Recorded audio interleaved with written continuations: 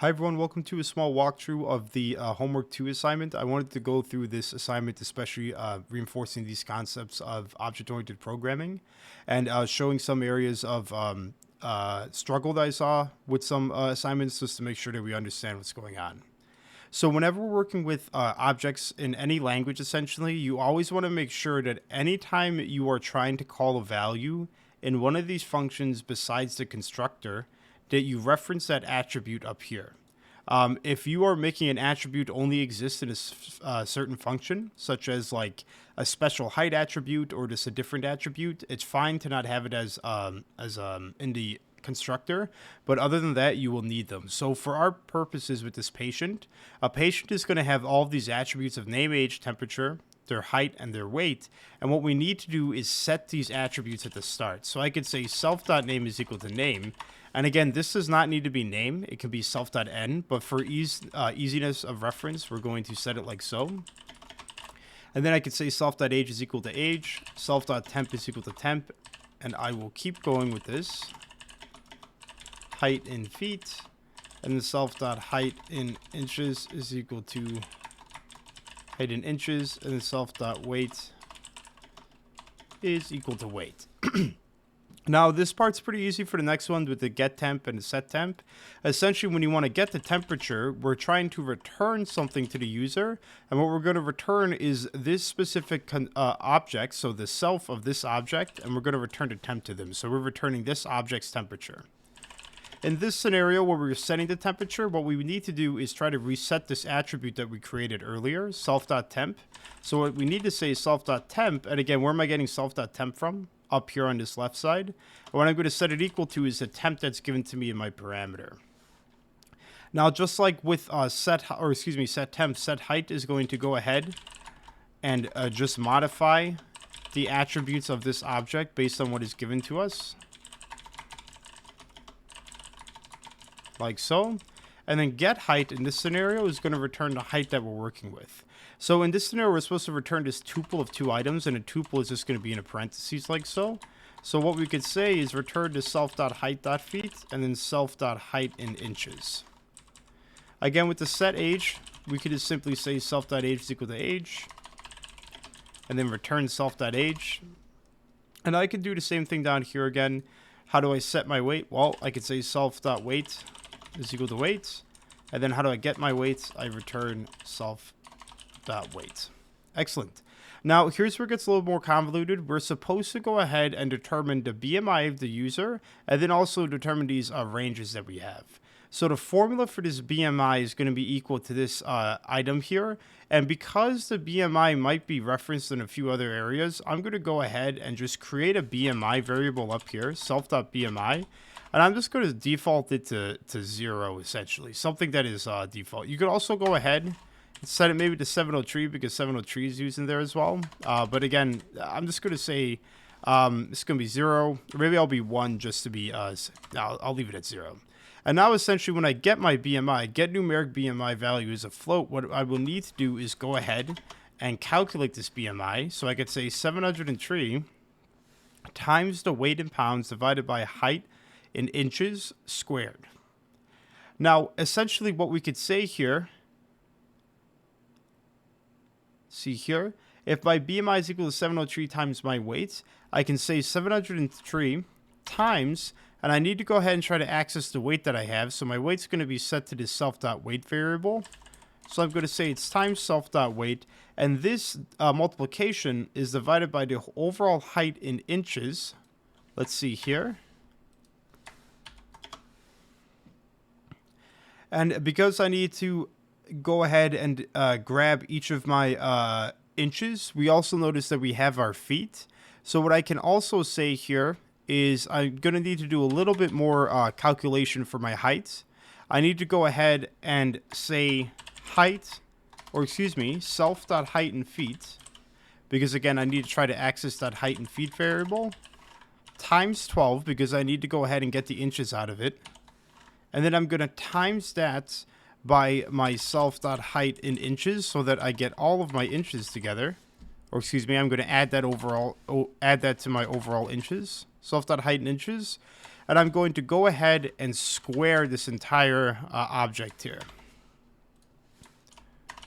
So now I'm going to have 703 times my weight in pounds divided by all these values here. And I can go ahead and get this BMI, but you'll notice that there's also another way. I'll show us later how we can do this, but if I'm returning this as a float, I could just say return float of BMI. And again, this is going to be automated to a float because we're doing this division, and we're most likely going to get some decimals. So to go ahead and let's just see if our .get BMI is kind of working along the lines of what we expect. We create a new patient, and his name is Bob. And then he's set to be 30, 99, 6, 4, and then 200. And then I'm going to say p.getAge. Let's see if this is working. That's working good. Let's go ahead and say p.getBMI. And we'll see here that I get 24.3421. Looks pretty good to me. That's pretty much on the ball of what we wanted. And now we need to see, okay, I need to try to access the let's see here, get BMI description one. So I somehow get normal weight. So let's take a look at the second part of this. The ranges that we're going to use in a BMI is that if a BMI is less than 18.5, the person's underweight. If the person is greater than or equal to 18.5 and less than 25, they're normal weight. This and is an important distinction because that means that we need to fall in between these two ranges. So let's go ahead and try to calculate this out now. So what I want to do is to essentially, every time I check out this BMI that I'm getting, I'm going to do some calculations. So there's a few ways you can do this. You could say current BMI is equal to self.getBMI. And once I do this, this is going to access this method up here.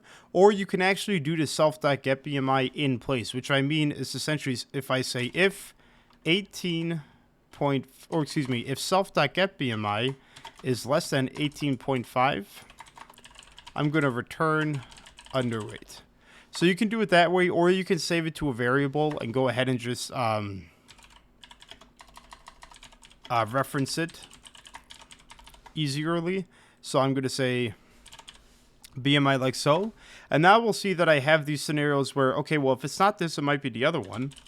So what I'm going to use is else if. And the reason I need to use else if here is that even if this if statement is true and we return out of it, it might jump to this if statement and try to run it too. So if you only want one thing to occur in your code, make sure you use else ifs. Now I'm going to say else if BMI is greater than 18.5, and I think it was greater than or equal to. And the keyword here was and, which I have highlighted. So and BMI is less than 25. I'm going to return normal weight like so. And then else if BMI is less or is greater than or equal to 25 and BMI is less than 30, I'm going to return overweight. And now my last scenario, if it's falling out of these ranges entirely, the person will be obese. Now if I try running this code one more time, and let me go ahead, see if my BMI is any good, and I say p.getBMI description like so, we'll see I'm getting the normal weight. And is that correct for him? Okay, gets normal weight. Now let's set him to be pretty heavy here. Let's make him 500. And if I get BMI, we can see that he's now obese. So that's our BMI description working pretty well. Now we need to look at the temperature range as well. And we can see here that low if the temp is less than 97.7. And we're going to see that this is just going to return a string like normal, low, or high. And so very similar to our BMI, we could just say something like if self.temp is less than, you could also use if self.getTemp if you don't want to access that attribute in here. But for the time being, if it's less than 97.7, I'm going to return the keyword low. Also, if self.temp is greater than or equal to 97.7 and self.temp is less than 99.5, I'm going to return normal. And then else, if it's not either of those, I'm going to return high. Cool. And now, of course, the fun part here is trying to get this string manipulation to work here. So we can see here that when I type in P right normally, P here, that's going to be the representation of whatever is coming out of my patient. If I type in the string of P, that is going to be the Python string representation or the printable representation of it. So to go ahead and let's try to do the harder one here. Blank is 20 years old. The patient is normal weight. Their temp is normal.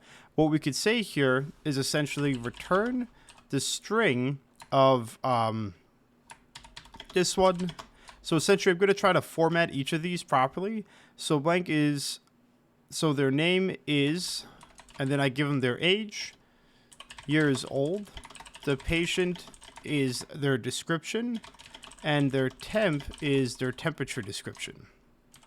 Now I'm going to dot format this, and essentially I need to plug in each of these variables that I got from up here and using these methods as well into here. So I'm going to say self.name, and then I'm going to get the self.age for their name and age.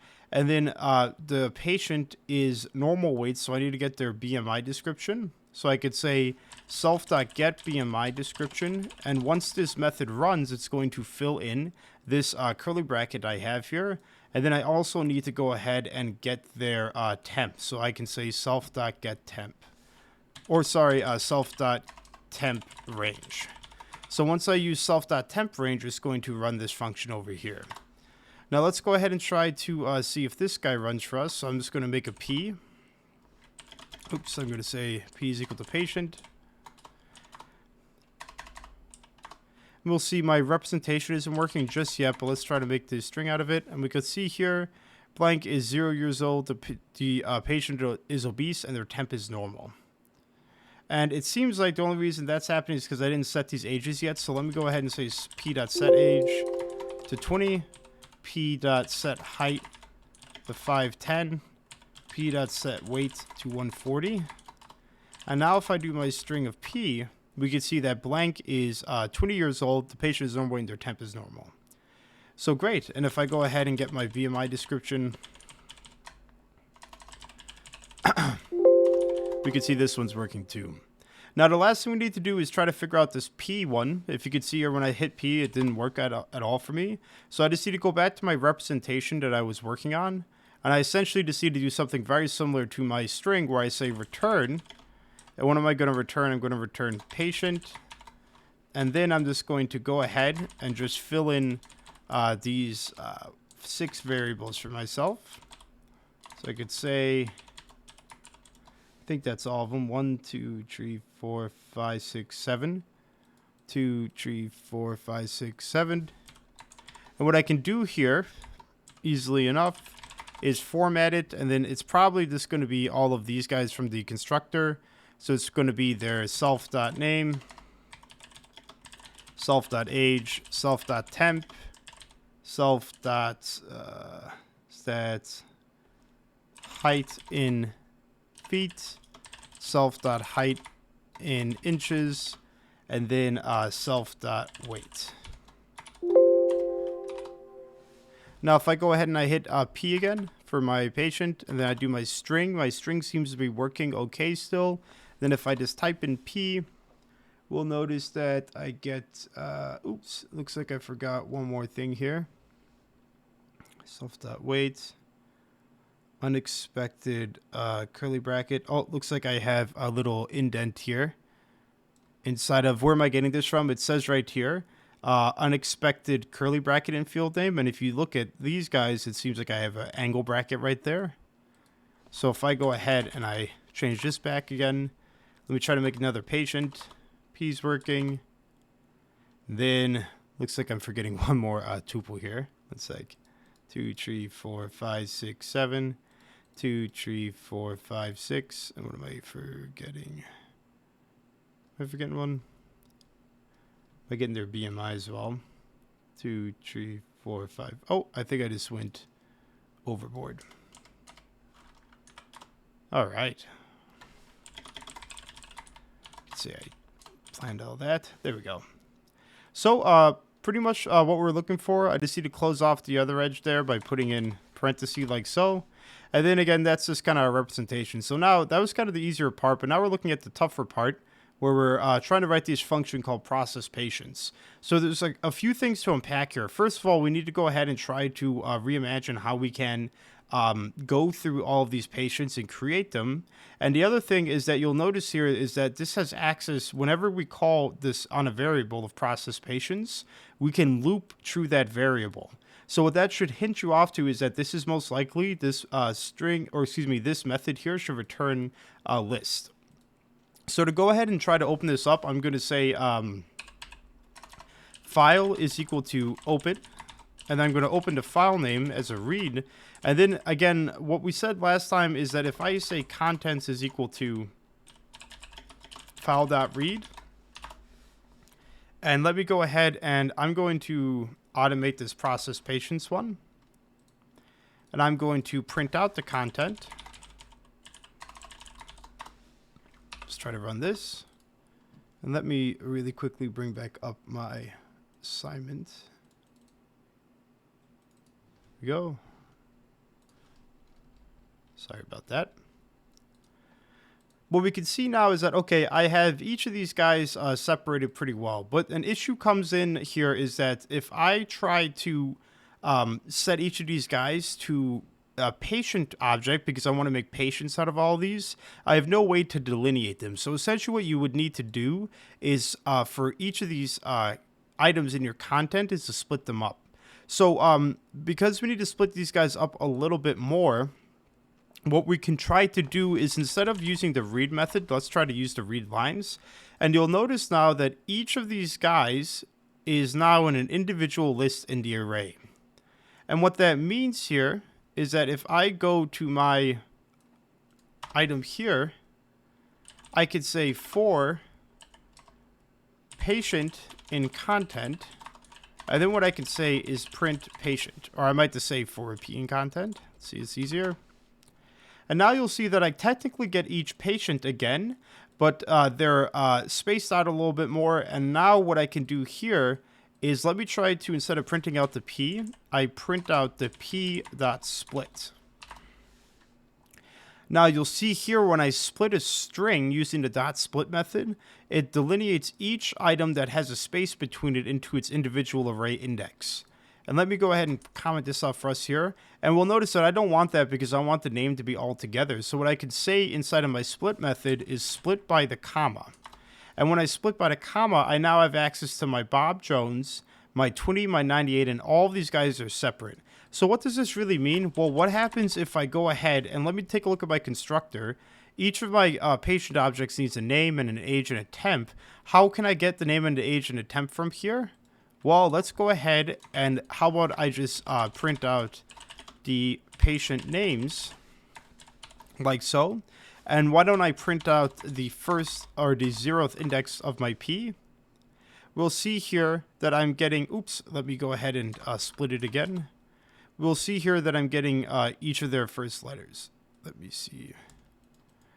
One more thing I might need to do here is set my P to be equal to P of split, because since I'm printing it out, it's not saving it.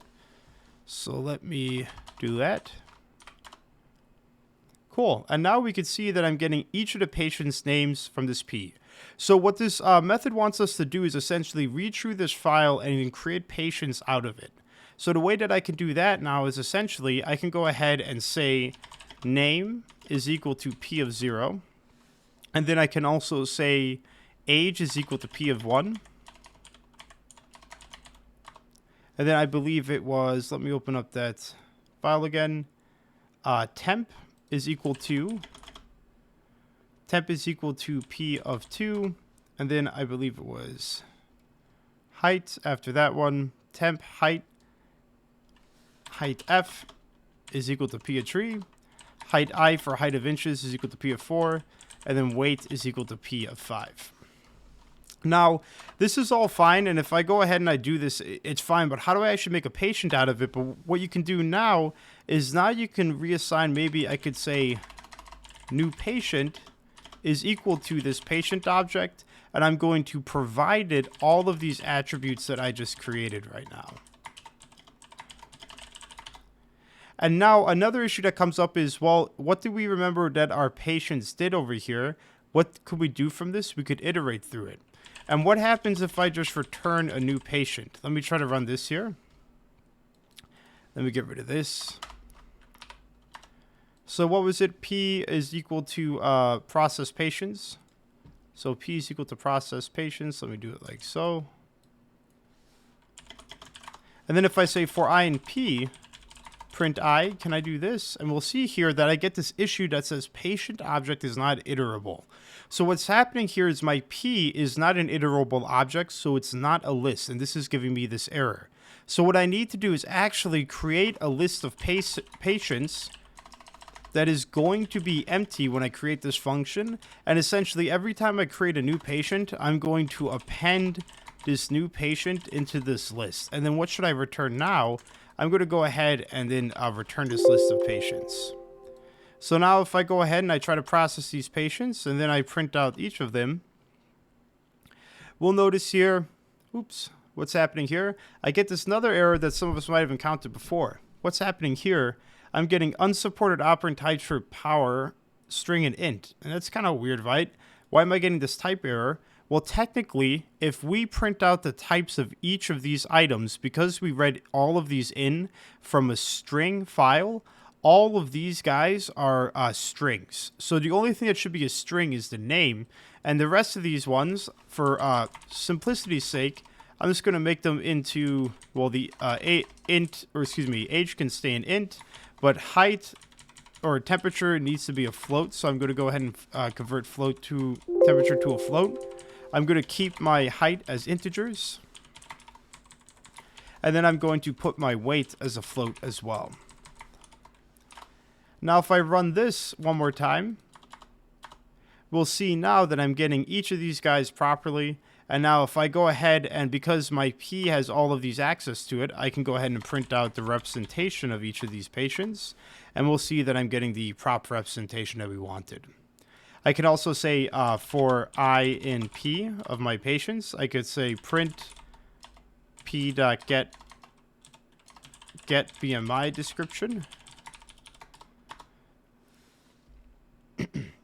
That should be I.get BMI description, sorry. And we'll notice that we're getting the same output as that guy over there. Awesome. So the last little bit here was doing our doctor class and our specialist class. And essentially here, we have a template of a doctor, and we're supposed to create the specialist class that inherits from it. And we're supposed to pretty much not have a template here, so we're going to make it together. But let's take a look at a doctor. A doctor is going to take in two values, and it's going to represent them with D and S. And so essentially here, what we could do here is I could say self.name of my brought-in name is going to be my attribute. And I'm going to say self.hospital is equal to hospital. Now my string of my doctor says the doctor name is affiliated with the hospital name. So what I can say here is essentially return blank is affiliated with blank hospital. And I can format this to say self.name and self.hospital. And now my representation one over here, this one where I just type in D, it tells me doctor, and then the name, and then the hospital. So what I can say here now is return the string that says doctor, and then, let me see here, doctor, open parenthesis, then I have quotes around it, so 1, 2, and I could say dot format, self.name, self.hospital. So now what I could try to do again is let's do D is equal to Dr. Stephen Strange, and then NY. Then if I do my string of D, like so, Stephen Strange is affiliated with NY Hospital, and then if I just type in D, we can see I get my Dr. Stephen Strange. And if you notice, if you don't have those quotes there, you could just kind of toss them in there by putting them on the edges of each of these guys. And if you'll see here how these ones are no longer like doubled up, you can just change these big ones or the far edge ones over to double quotes. So this should run for us. And an issue here now is how do I inherit from this class doctor? So I'm going to go ahead and create another class called specialist. And what specialist class is going to inherit from is that doctor class that we just created. Now my doctor class is essentially going to, I'm going to have to reuse the doctor constructor for the specialist one. So if I have this initializer of my specialist, and we'll see here that the specialist is going to take in a name and a field, a name and hospital, and then a kind of specialist in their field. I'm going to go ahead and take in a name up here, a hospital, and then what I'll also take in here is maybe I'll say special, like so. And now what I'm going to do is I'm going to say doctor dot init, because I need to reuse this doctor's constructor, and I'm going to toss over the name and the hospital that I just got to that doctor. And after I create this constructor, I'm going to go ahead and just set my own special to be self.special, because again, self.special doesn't exist up here. So now, why is inheritance useful here? Well, let's try to run this code here. Let me try to make a specialist class now. Let me see here. I'm going to say S is equal to specialist, Bruce Banner, Gamma, Institute. Ooh, let me put in each of these here. Institute. I spelled that wrong, but it's fine. Then I'm just going to say Gamma for this one. And then what am I missing? Oh, I forgot to put in myself right there. I'll say I did that on purpose. And now let me put this back down here. And we'll see here that we're getting this small error when I pass over my self.name is equal to name. My string attribute has no attribute called name.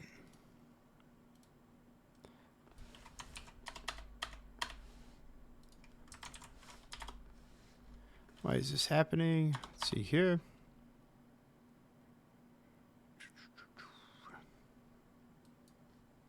Oh, I think what might be happening here is I forgot to pass over myself as well to that.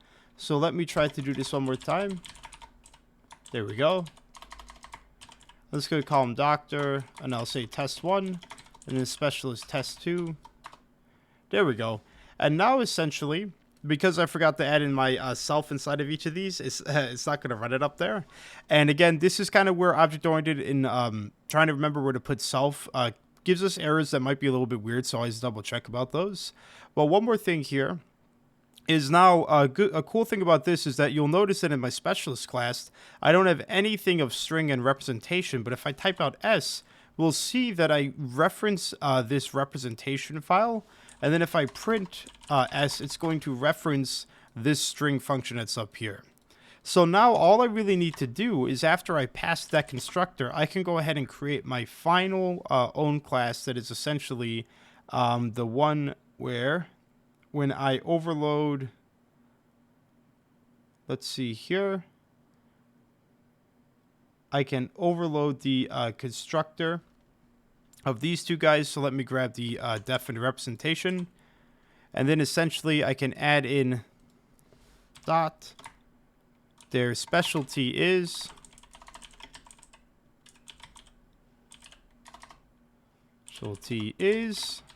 and then I can put in their specialty, and then when I put in the representation down here, I can overload this to say specialist Bruce Banner Gamma Institute gamma rays. Let me do it like so. And then I could say comma self.special. And you'll notice that you might be wondering, okay, well, how come I'm using these again if they were up here? The thing is that you'll notice that I never set self.name and self.hospital anywhere. And let's just see if this will still work for us now. So let me do, let me actually make this a bit better. So Bruce Banner, Gamma Hospital, and then Gamma Rays. And now we'll see if I do S, I get my specialist one, Gamma Rays. And then if I do a print of S, we'll see, oops, I might have forgotten a tuple there. Did I? Yes, I did. Sorry. Self.special right here. Let me do this one more time. Get that guy working. And now Bruce Banner is affiliated with Gamma Hospital. Their specialty is gamma rays. So very interesting about inheritance here as well is that you can see that even though I didn't really set self.name and hospital, it's automatically set for me because I passed it to the constructor of the parent. Great. So this assignment was a bit of a tougher one with a lot of inner workings going on, but I hope this helps out. It's great practice with iterating through files and creating your objects, and will be very helpful for studying for the midterm as well.